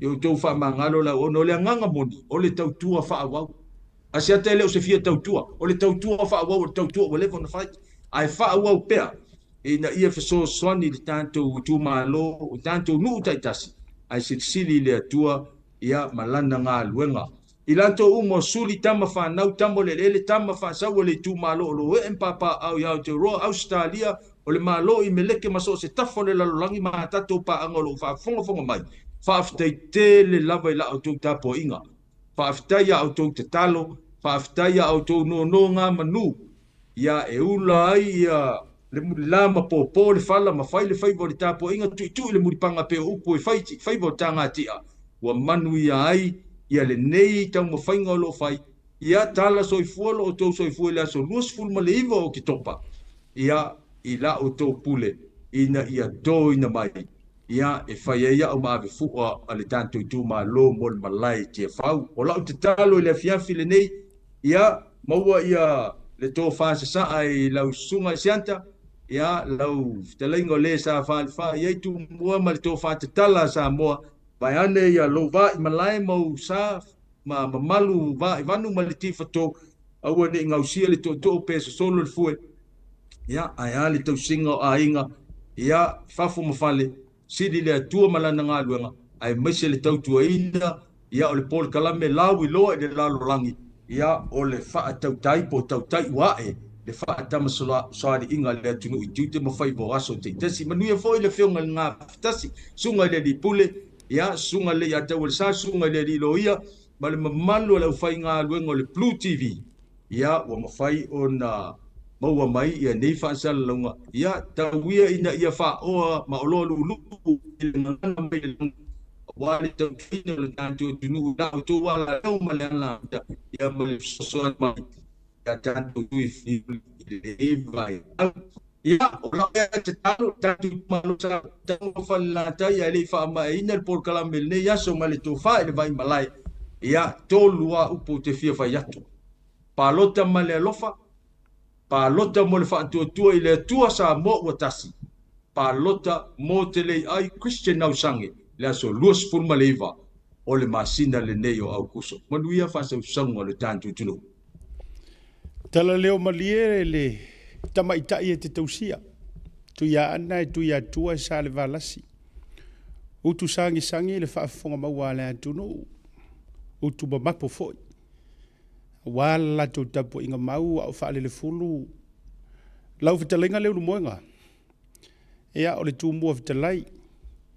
A wā au whaiva malo ma au whaiva whaafale upolu e tū ta whaitia ma tū ta whaitoa.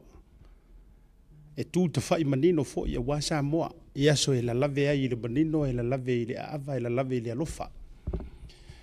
Ea ua whaalolonga, whaafonga ma whaafonga usi sa moa e meso lungo le rei porukalame. E upo e whai o ele ala taua. Le tonu mai pea ma le ao le tupa au o le ala taua ina ua latu le sa valinga na whapea itala. Me se fo i o le alo le liro mai awa na whapea. Whato ana mua li ia i o ele ina ua e sumai. E eila ngona fo i o le porukalamere nei a fiafi. Mo na mua li ilunga o le tauta iai. Ma le porukalamere. Ia ai o upua a bela amo ilo na kali o isa ako i le tusipa ia le whenga inga tuwaifa mai ia peilo manongi o le whanua ua whaawina i ova. A ia se vaenga tā ua e toe au whanga ai le tā whasoa. E mawhai ono au whaamatala ina i upu nei e lua. O loua lofa i lou tū mālopo le ainga. O upu whaavai o leu te nofo mo o mawhau tuai. Ai amo ia fo i se sui.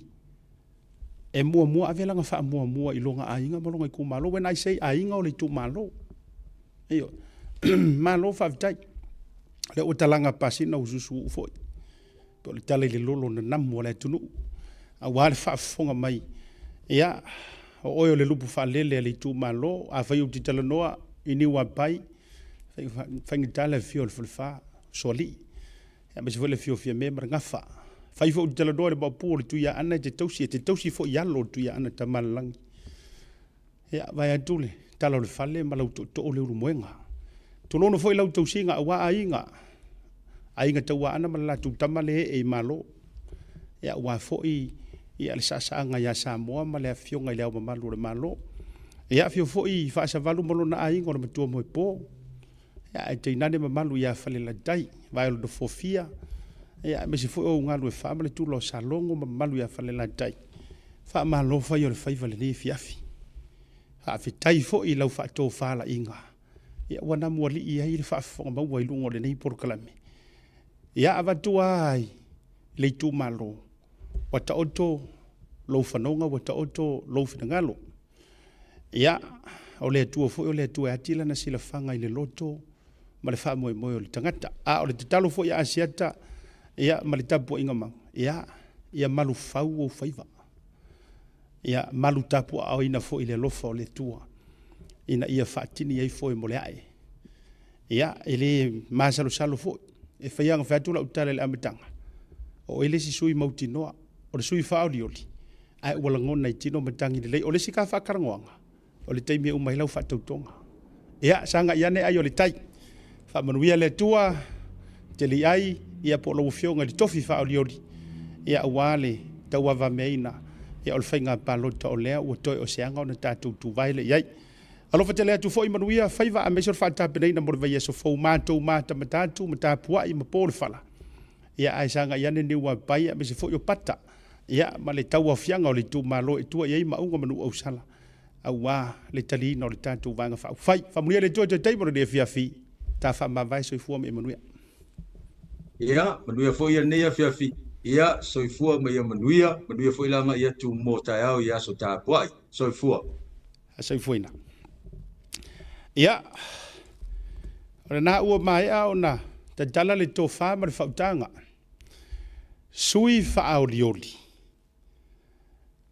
sa matau ma fale latai e lalo le fua ale faatuatua i le atua sa mo utasi ntele ai Christian au sange a fasa moa le suafa mua o le sui o le matai o tele ai Kerisiano au sange maanga ia i o le ngorkaka e sau ilanga vaunga ngana e sau ilana fautautanga e sau i ona winga o lalo ai mawai malo e le kalangoa faasausili e le tala noa sopoutu e le taulau ulu ni ona manatu mani ona langona ai fai malua a ori ke le i ole kamali anga lai momoli mai aitua te le o le tofa ma le faututanga se o kua inga suia ka ke manga o e ku soka i ku malo isn't it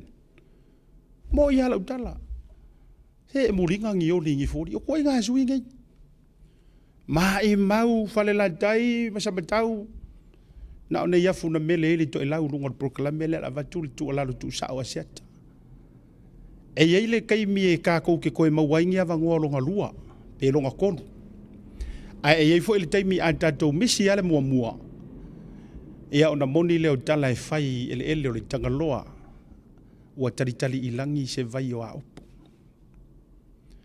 ta mawhanau o au ta mawhanau mana ia o le whaasifonga o lana whautautanga e le o se fia tautua e le fou a o le wha ua wina o le tautua o le vanga whaia o ngara aku o le vanga involve tautua ina o Samoa fafo mawhale ia o nau avatuno na whanonga tatou uma ia e pā lota awana i tatou melea awana i tatou misia lea ko ai ngā sui lelei o le isi vahenga le uke kau mamaua aku i kou sui fale la kai ma sa matau o tele i vatua i lunga o le whaatalandoanga ai langa iame uke kango ki pea ue to e vatua i le whaasoa o le sui lea auto e le leianga connections mātunu i fafo e iai lar ko ai ngā manguia fo i lele sa makau ma fale la kai lela uka ua akua e le fa akari ai kulou se ilonga ke uia nga ile malo fa ko e uia ile fafo ale iai connections i America Samoa o America lea langa o le kere koli it's an American territory vai le ave au voli o a fa le ku malo ai pale mai la ma ave ko fa ku kuanga o le lope kelingi football ka unga ma ko America football lope kelingi ko kama football o le a maua mai fo ingi ku ai nga fa manu yanga yala ngi skorsipi le angore te mine ni e iris ka mai kiki ka se kuri nga ka o le penkala e fa ma ai fa ka usanga uma kuri le fa ka usanga fa o ya ka fa ka usanga o fa ilonga ai iris ka mai kiki pe angiu wai kua e au sama kaupo falaka ai onga o le tino e malosi ai ona olona ke ia ua maua laku ala ka pi kukuila football malu wakua ya miliongia ioi la le fa pe nga mangu ali ai mafua mai e mo omia le taitai e ilo tatala fai totoa awangi ika ko palo ka ngi ka o ka pungi fai kokoa ai ka kalanga o fai kokoa ai kua mo la ko ainga yes awa avela u fa amua le u fa fofonga ya u talanga pasina le fina ngaro ma fa to fala inga le sui fa olioli talanga teli ai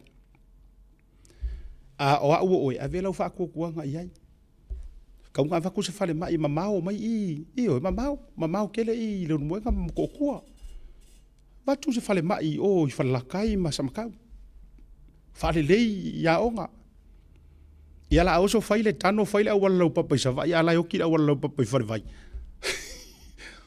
isi mangulau ki fai isi ai vai le mana ia e ia langa international meka o international connector e mawhai e le sui lea.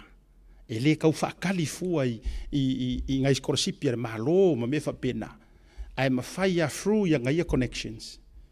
A ngai kukuila Hawaii, New Zealand, Australia, me umfa e mawhai anga channel mai i ngā le manguia mō le i tūmalo. Ia, o le whaasoale nā ma le tofio samatau, ia mawhale la tai. Ia, whaafonga mai fo i le i tūmalo. Tātou ia se oku ke whiwhiwhi fua ngisi mea. Tātou ia uma i le tau road show ngai whai ia samatau le asonga fua. Whale la tai, ia te e tau mate le tau ilo, na ua tau tapena. Na ua mai le tusi a le komisina o whainga palota. O le soli tū la fono. Le tau fia o se tangata ilana ia te tau e palota. Ilo no winga, what that means? Alu oi le mea ke iloa ke alu e whaali ila ulangolango. Paloka, le si awa e ngā o iaila u whaasoa i le uso tu lou le sui whaolioli. Lai masela ngona e sau e tau whaaleanga i sisi sui. Mai oi ai, whaasifo a yanga whaamongu Lupe makasila kile, whaalawa au, le aru risap, whaamanuia atu i le whainga palota. Manai ia. O le langona lea.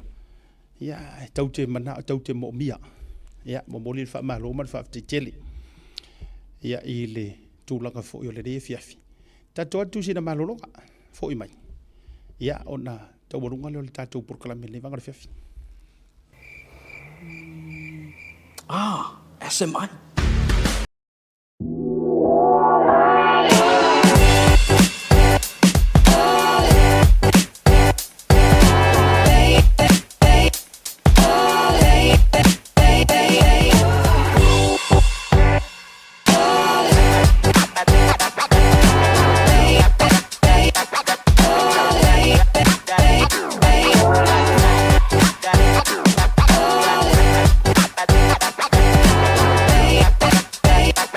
Manu le hatu o lo feafioa i au kilani ni usila e tausa i hia ni la eisa moa mo so se whaatasina.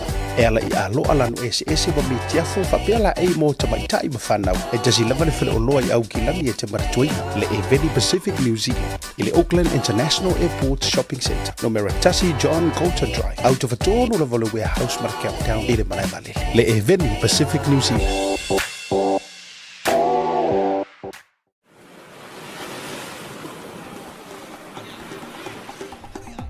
Soi fu manuia malangi ma. O lo ingo o matai a leota sinau mea tau whao. O a ua lo ia Samoa i nei mata ofisa o le WT Compensation Lawyers.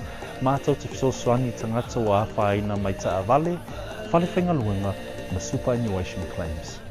O le manulauti o le mātou au nanga ina ia avele mātou ofisa e whai ma fesoasoani i tangata uma o le Pasifika.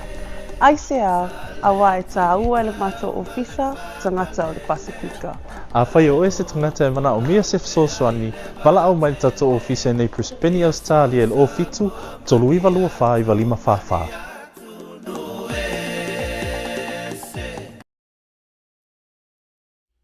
Jaibu rewa tito e fitu miruti o le tale o le itu lai ono tale ono mai ali tatou porkalame. Aba fo le tatou porkalame na i tuatuangia fo le dei fiafi. Ai na ona watu lavo na i whaalinga ia e tauwalunga a wafo ina i sailinga se leni fundraisings. Ia mo reo tātou sui o loo tau mawhai i le tūlanga fo le whinga palo tolo o lo manei. O le siva lea whaasale le anga tolu e whai e le aso whareile nei. Ia o whaasale le anga tolu e au fia isa papali a waimanga, eve fusi, fui fatu, fatausi, fo ngā poa, tua sivi, tapu ele, en sa fotu la fai.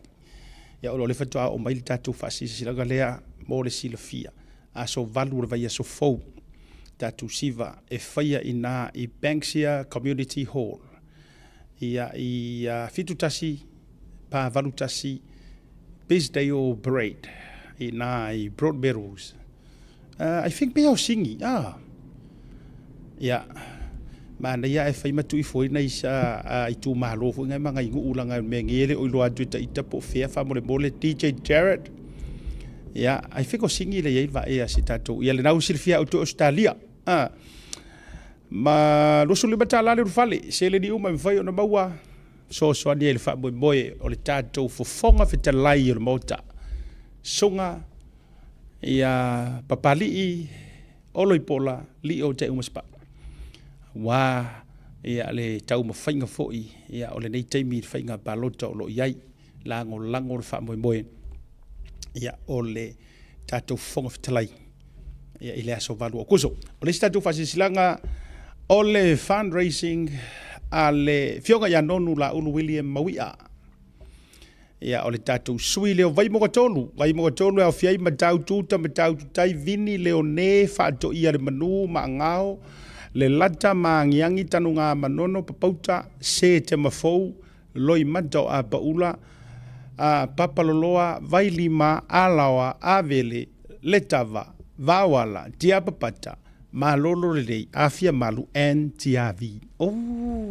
luas furu tala prepaid tickets luas lau tala prepaid per table ia le utou sisila mai aso $10 i le sapa out live band aso lo sobre tolu o auguso o lo ia vaso ia e ona e taua ia le faa ilo atu mo le taimi ia o le faa moe le vale o faa tapenaina e ainga o le sunga i le soi faa o le tatu fast nonu la ulu William Mawia ia le ala le o tapenaina le ainga le dei faa moe tatu uma lava e lango i tatu sui uma ue ke faa ilonga sui o le fast o le fast o le urupo faa mole tala fea ngai malo taimi pok mamao wala au le numero le nale ia e faa leo ai mapoka i sau tickets olo tasi over valu o tolu tasi tolu ia o le sina ia o le siva lea to e faa mana tuatu leanga o tatou kama ia leo so le weekend ngai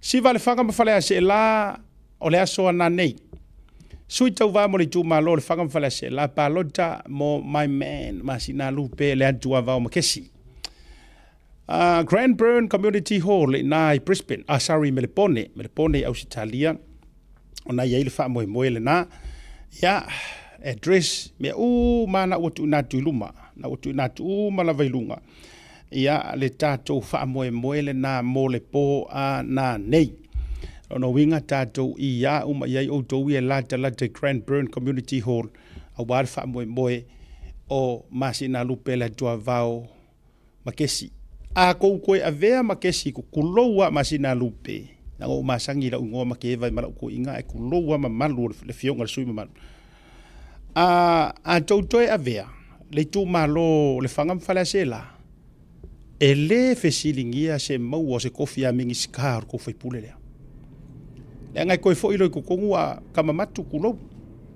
ai matura o kama au le winga langa o kala ye fai e disi o wadi ia ngai tatou ta ngofi la le fanga mfale se la to avela masinga lupi ele tau mate mo le tofi fa minista la wala na o mate nga na asia taia ai le kai se ya le sita to wa si valea mo le soto na ia va ya so dei soto na ia umata ya o nei au taia la le ngai me pongero foi fa mo le to fabro fionga tupai sai masi John Mathis sa fata numero lua au fia inu nei no sua tia vaie fusi fausanga tavito ala mamuli vai ia o le tau tamalea o le tau sui lea o le tatu sui mauti no foi ia Springvale Community Hall aso ataiao na ia numero telefoni fa mole vili iai mo nisi fa matalanga mai leono le fiafi i le suma lua tau.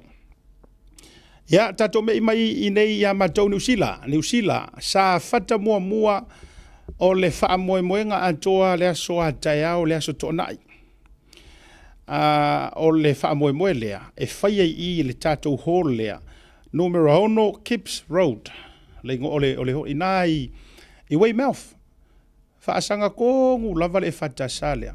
E whakasama i le tatou swimming pool fo ilea. Wala le iwe mawle tele na whai matou fundraising le tuti o atua ia le Strong Tower. I whabe fo le tatou lupe fo i vau ese ma le tauta iai. So o ma le pamo le pipi na ina. Tatou wheilo ina le aso a taiao. Dao le ono le fiafi holo le whakasama rewa. Wha moe mo le fionga ia anapu seve te i fui mono. Awane ngalor barbecue le aso a taiao. Barbecue lea ia mo le fionga donations fo'i ia o sairinga seleni mo le tatou sui mai palauli numero 3 le afionga e rupete toni tau mawhaisi ana whanau ma siona ainga ia a mata le tatou papakiu lua suta la lo winga e ki makua kau sami lava le papakiu nei le taiao ina le Oates address na utu ina tulunga Oates ia address Valu Awa Street o Tahuhu suma le tasi le taiao ngai lima le fiafi ready tatou barbecue I can smell the barbecue from here ai le fai ia Ini ska fasi silanga ia maritato fasi silanga muli le nei le o toi tongi mai lava e le te fono a melepone failau sala teo o le moe o le siva a le ipata i tupailunga la lo manu ulu tongia ma vailoha a so to na i se furu mareono au kuso lua ferusu mare lima lo no wingo va yaso yo tua mo le sui tauva mo le tu malo le ipata i tupailunga balota mo taufua tauwa Edmund Taufua. Ia, o le tangata tōnu anei marona ainga ona le Taufua Beach Valleys. Le i lalo manu, loa le tautua ia Samoa, o le sui fo i leo ali pate tupa i lunga. Sui mauki ngoa lea. Le il tama lea, e la tue le su eni mea matulanga fa pena. Pa lota, ia mo le fionga ia Taufua.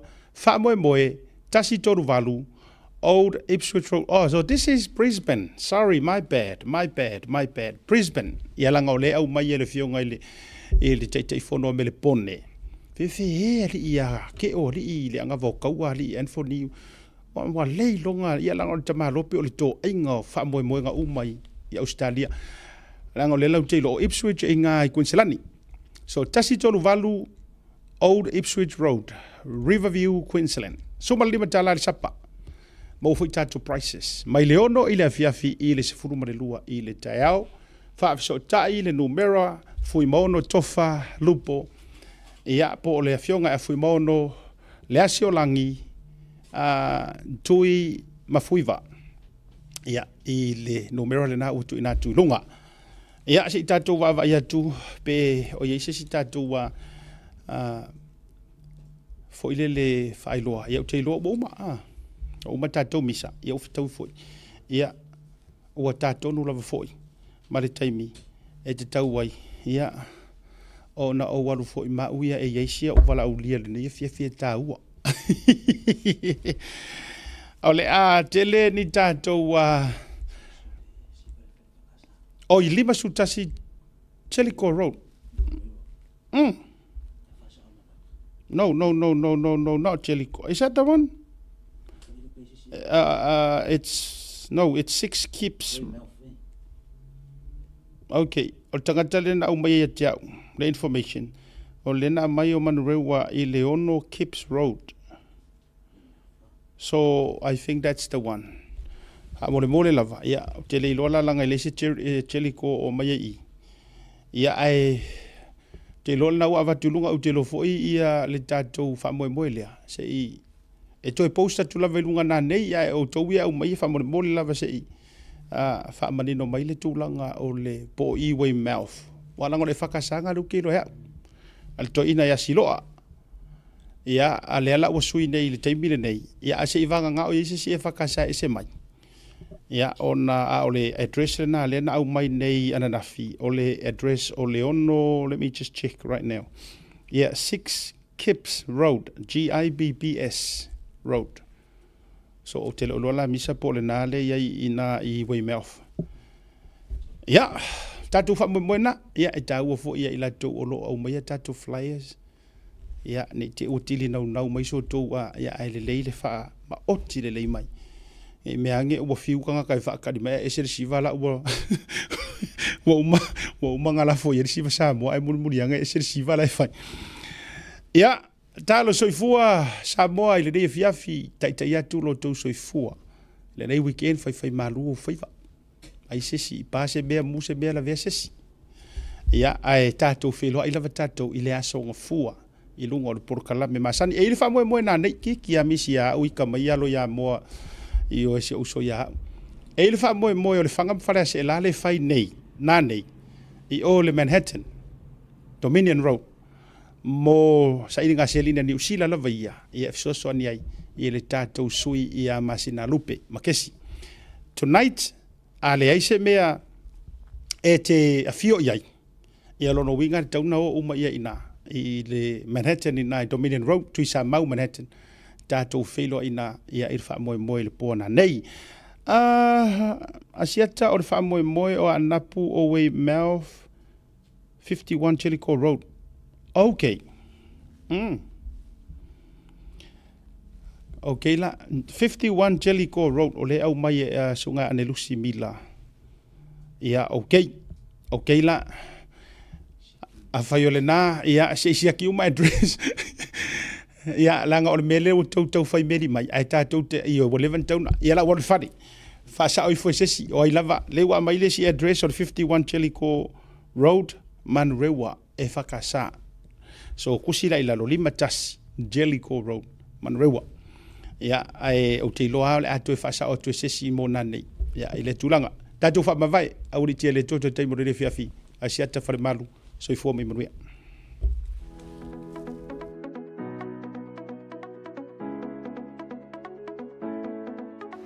Hey, have you signed up with BlueNet yet?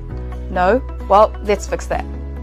Head over to www.bluenet.co.nz and hit Join Us today. All you need to do is fill in your name, date of birth, phone number, and a few other details. This helps us get you set up faster. We'll also need a photo of your ONT serial number and your modem. Not sure what an ONT is? Don't worry, this is what it looks like, and every house with internet has one. And make sure you have a valid ID and a utility bill or government letter to confirm your address. When you join BlueNet, you're not just getting fast, stable internet. You're also supporting shows like Tautaiae, Breaking Waves, and Sports Salanoa. Your BlueNet subscription helps us bring you more content. If you sign up this month, you get $10 off your first 3 months. If you have any questions, call 0800 258 638. Join BlueNet today.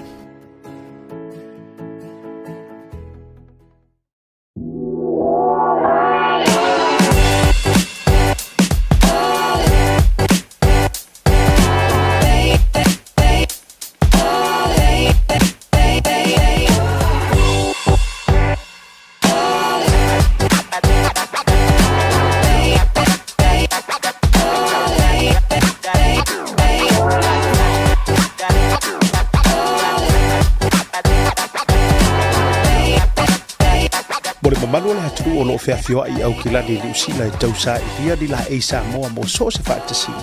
E ala I alo alanu ese wa mi tiafu whapea la e mo tamaitai mawhanau. E tasi lava le while o loa I au kilani e te maratuina le e Veni Pacific New Zealand. I le Auckland International Airport Shopping Centre. No Meratasi John Coulter Drive. Out of a tonu la vole warehouse markau down i le Malai Valley. Le e Veni Pacific New Zealand.